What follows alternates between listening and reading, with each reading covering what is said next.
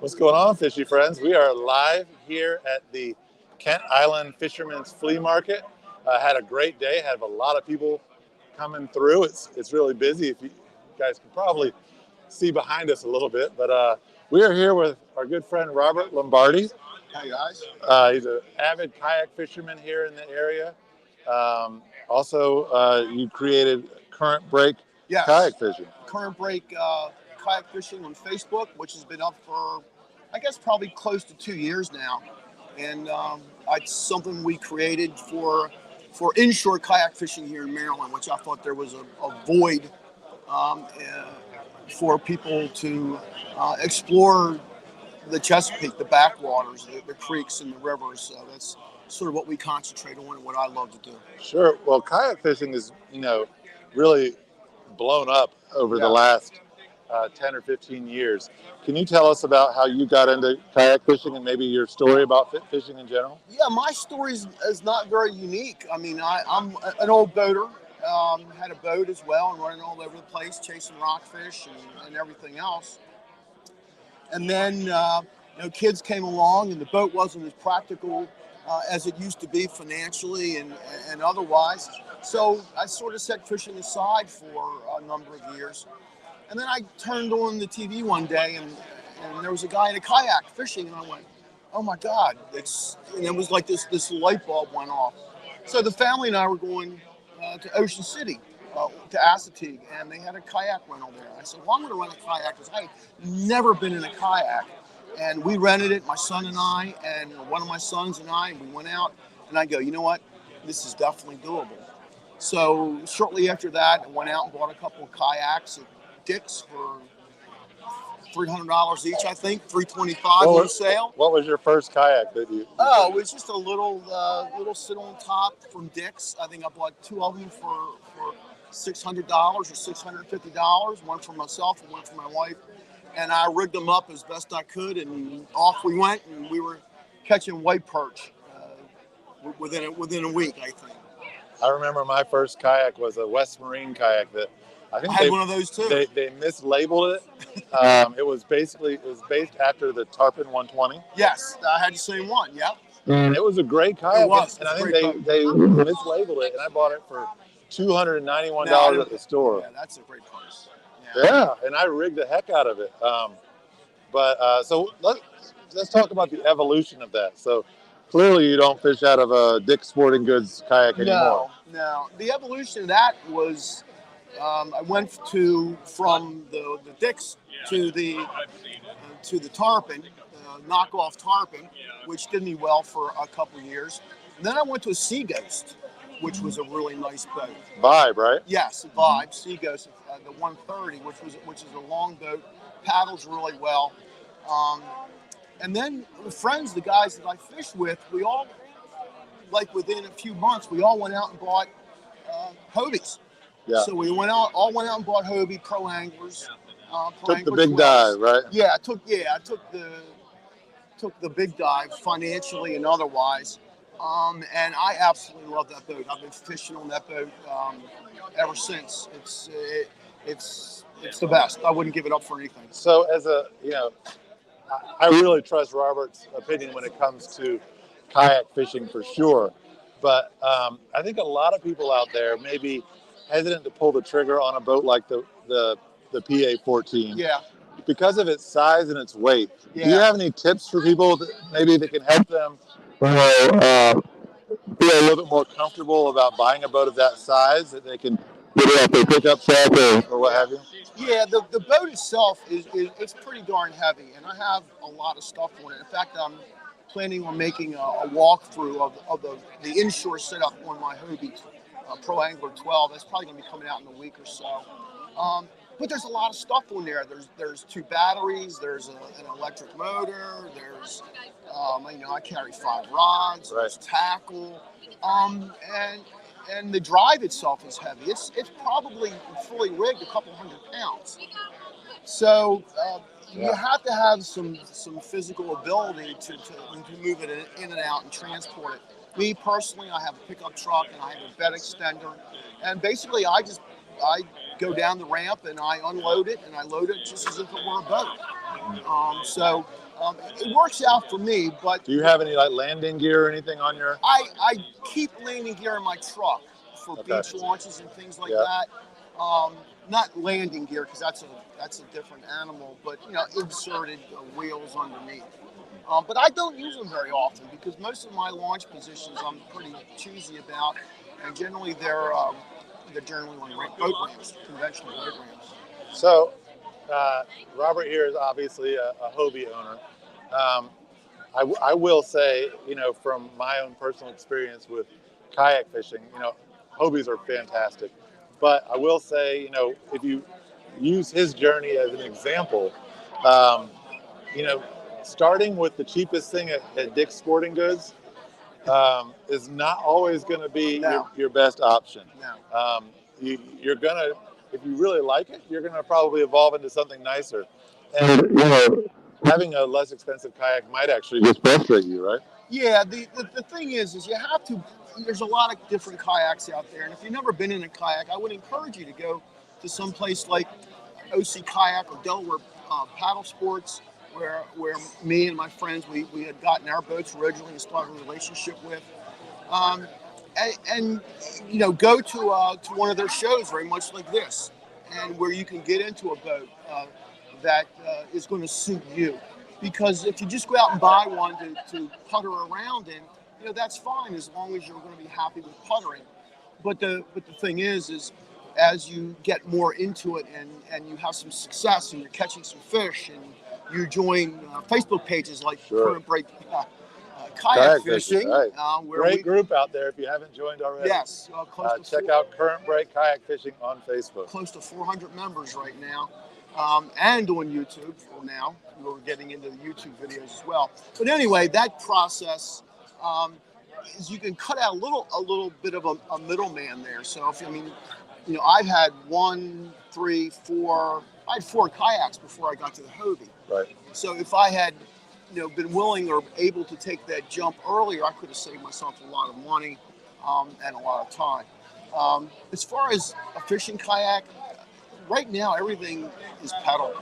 Yeah. It used to be everything was paddle. Now everything is pedal. And pedaling, whether you're, regardless of what boat you're in, is a game changer because now you're hands free, and it gives you so many more options. And the boats are bigger, they're more stable. You can stand up, you can see. They run in incredibly shallow water. So the evolution of the kayak has been it's been amazing. I mean, you just mentioned a few things. Having your hands free is Yeah. an absolute game changer. Yeah. Even if you're, a younger guy, if you have a kayak that you have to sit down in all day long and you can't stand, Right. like even young people get stiff. Yeah. Being able to stand is huge.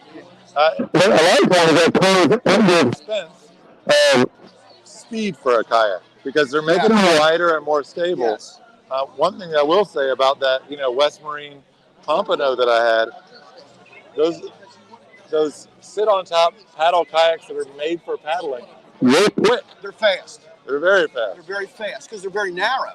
Right. Like my Hobie is 34 inches wide. Right. That's wide, and it's not made like an arrow. It's not made to paddle. And in the rare circumstances that I do have to paddle, mostly back in really shallow water and creeks, it's not made to paddle. It doesn't paddle very well, but it certainly has enough stability where I can stand up and get the job done when I have to. Which brings us to another question. When you said sitting for that long, right? When you're choosing a kayak, make sure that you can sit for extended periods of time, and that whatever your choice is that you can get something where the seat is exceptional. And that was one of the best things about the Hobies. The seats on the Hobies are probably the best in the industry. Yeah. So you kind of already answered my next question, but I was going to ask, why did you choose Hobie, and why do you continue to use that product? But the seat is very comfortable. It's stable. Yeah, all of that, and it's a tank. It's a tank, and I'm not as young as I used to be, and I've always told everyone, as long as I can slide that thing in and out of the boat by myself, I'm going to be fishing on that boat. Yeah, surprisingly, a lot of guys will tell you that as they get older, they can fish out of a kayak, but not a boat. You know, and I think that might be because it allows you to sit down. Yeah. The boat can push people around a little bit. Well, when we saw you guys at the show last week, the Chesapeake Bay Boat Show, you know, we always walk around there, and I'm looking for more skiff type boats. I'm not looking for a big bay boat or dragging, you know, big lures around. And my wife, you know, she says, well, you know what? You get rid of the camper, you can buy a boat. You got to get rid of the camper first. And, you know, and I think to myself, you know what? Well, we want a camper. There you go. We can make that swap. You got a skiff? Yeah, but I'm not getting rid of the skiff. I have a 15-foot basket water. You probably absolutely love. Yes, yes. I think that's I think I saw that in one of your videos. Yeah, I love that boat. Honestly, it's pulled me away from kayak fishing a lot. Yeah. And I need to change that, but it's only a 15-foot boat, but it's like a kayak fishing a day 35 miles an hour. Yeah. You know, I can cover so much water, and it's supposed to be valuable, you know. Because it's one thing that I will say about kayak fishing on the Chesapeake is that you're able to know your stuff, and to be able to pick a spot in your boat, because if you choose wrong, it's not like you can pedal 2 miles north. Well, yeah, launch point is absolutely essential, and that's why doing your homework is so essential. Right. I find myself increasingly going more down the eastern shore, down into Virginia, because there's lots of really quality launch sites down there in Accomack County. And if anybody has seen the last or one of the most recent videos I put on, I have a video on locating spots where I show you how to break down Google Earth and avionics and combine that information to really enhance your day on the water, because there's nothing worse than, you know, driving 3 hours and you're lugging all that stuff down there and getting on your kayak and floating around and not catching any fish or being underwhelmed. Well, if you do your homework and you prepare correctly, you can really assure yourself of having a great day on the water, which is really what Current Break is all about. Yeah, let's talk about that for a second. You brought up Google Earth and you brought up Navionics. To a newbie fisherman that's trying to get into that, learning how to do Earth or Navionics can be really overwhelming. Yeah. What would be, you know, a basic tip that could sort of flatten the learning curve for a new fisherman? Well, I think what I concentrate on, again, are backwaters and land launch locations. Right. So I think what you have to do is I think you have to concentrate on a single area. Somebody told me a long time ago when I got into kayak fishing is you can't be the jack of all trades. Find one body of water that you want to concentrate on that gives you some diversity. You can have bridges or some sort of structure, pilings, depth variations, grass, points, whatever you want to concentrate on, and become an expert in that area. And that's essentially, when I got to Hobie, that's what I decided to do. I chose an area that was relatively close to home, and I became, for me anyway, what I would consider an expert on that area. And during that process, I became an expert in lots of areas as a result of learning. Right. And that's what I try and do on the Facebook page, and I try and do on the YouTube channel, is give people a jump start on that. You know, find a place that appeals to you on a number of different levels and become an expert and fish the crap out of it. You know, and you know, try different things, different baits, not just soft plastics, hard baits, and jigging and trolling and throwing and all sorts of things. Yeah. So Alan Batista talks about that a lot in his first book, about having sort of like your home field advantage. Absolutely. Yeah. You know? Yeah. And I think that that makes a lot of sense. So current break kayak fishing, you know, what areas can someone live in? Or like, what geographical areas are the focus of current break? Well, my geographic area, unfortunately, for me, because I live in Baltimore County is the Eastern Shore. My focus is really from Kent Narrows really down to the Chesapeake Bay Bridge Tunnel, and all points in between. So this is sort of where I've settled in. This is sort of where I love to fish. I can go down in Accomack County, Virginia, to any number of about 6 to 8 launch sites, and I'm the only guy there.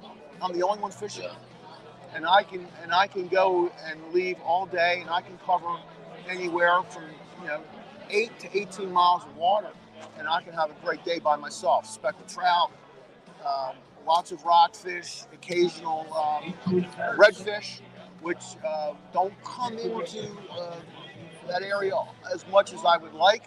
But that's really going to be my focus this year. So I'm really getting up in the shallows and the creeks, and yeah, I've heard good things. Expanding about some technique and getting up in there and looking for those redfish. So you brought up speckled trout, and I know that area down there is fantastic for speckled trout.